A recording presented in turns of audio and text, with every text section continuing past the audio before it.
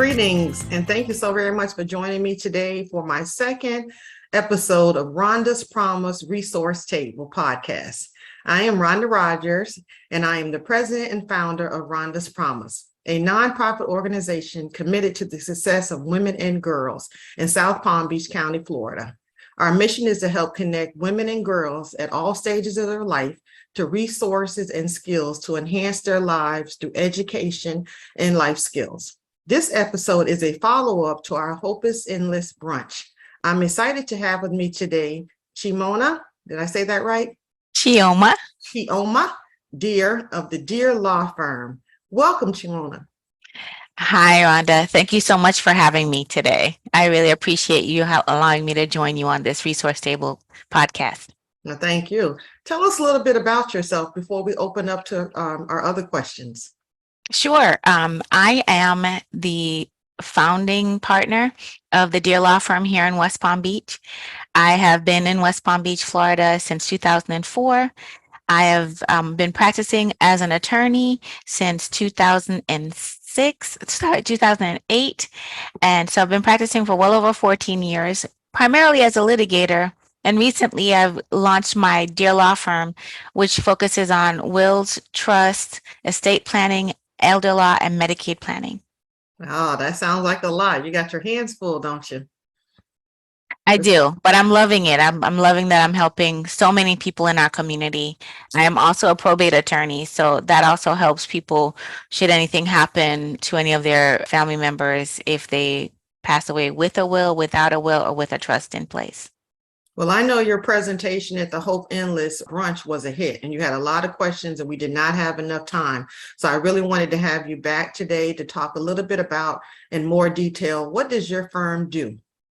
Sure. My firm helps clients put together estate planning, which includes more than just paper, right? It's really about setting up your life so that you're protecting yourself while you're alive, and then making sure that your assets pass under your control after you die.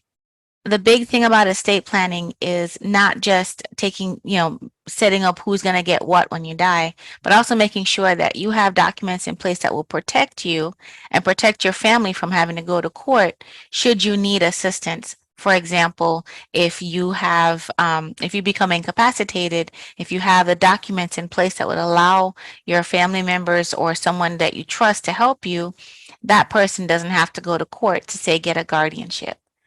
That's all while you're alive.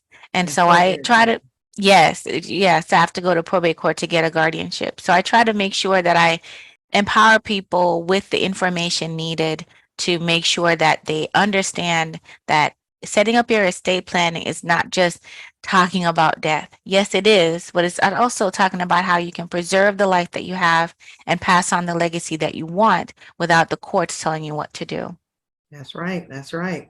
Tell me a little bit about, or tell me the number one myth about estate planning, because, we hear all kinds of things. So tell me what you hear and is a number one myth in your field.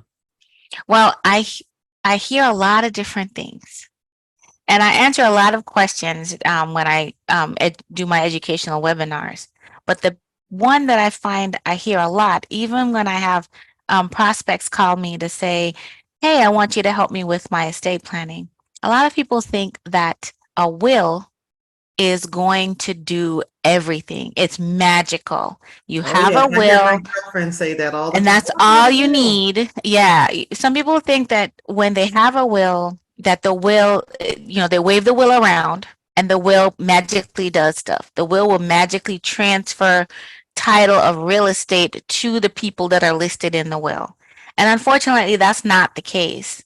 So although a will is really important, and I really think that everyone should have one, that will really is going to send your family and your loved ones to court to probate your estate. Because even though you have a will, that will is merely instructions for the court to follow so that the court will give orders as to what happens to that bank account, that brokerage account, that savings account that you have, as well as all of the real estate that you have. The will is magical in that it does provide specific instructions that you control about what happens to your assets and who will be your minor's guardian if you pass away with a minor. But other than that, the will needs to be probated. And so you're forced, and your family members are forced to go to court to deal with all of that in court. And there's a solution that I talk about with my clients. One of that would be a revocable living trust that allows things to pass without having to go to court. But of course, a lot of that is really detailed, and I'll be happy to talk to anyone who wants to find out more by contacting me. No, you've given us a lot of good information and things to consider. Just as you said, a lot of times people don't want to invest the money that it takes to do the planning. So what are the minimum documents needed to start estate planning? Sure. There are a lot of documents that you really should consider to have in place. But one thing I want to tell you before the disclaimer, before I go down any type of list, is everyone's situation is specific. And what I do at my firm is I prepare customized plans for my clients. I don't just do a cookie cutter thing and say everyone must have X, Y, and Z. That being said, though, there are some things that in Florida you really do need to have in place. Number one is going to be the will or a trust, or a will and a trust, as I usually say. You should have some type of power of attorney in place. You should have a healthcare surrogate in place. And for those people who are older or who have special needs, they should have a pre-need guardian designated in place as well. And also talk about what you want to have happen should you become incapacitated and are in the process of dying. How do you want your family members to take care of your burial instructions and funeral instructions? All of that will give the people who are supposed to be taking care of you instructions as to what to do, and causes less stress. For me, it's a way to help you to put together a final love letter for your family and your loved ones, so that they will be able to appreciate not just you and your life, but also how easy it was for them to take care of your affairs without having to go through too much trouble, hassle, or pay another lawyer like me to take care of it. Yes, well, thank you so much for that. How can we get in touch with you and stay in touch with you after seeing this podcast?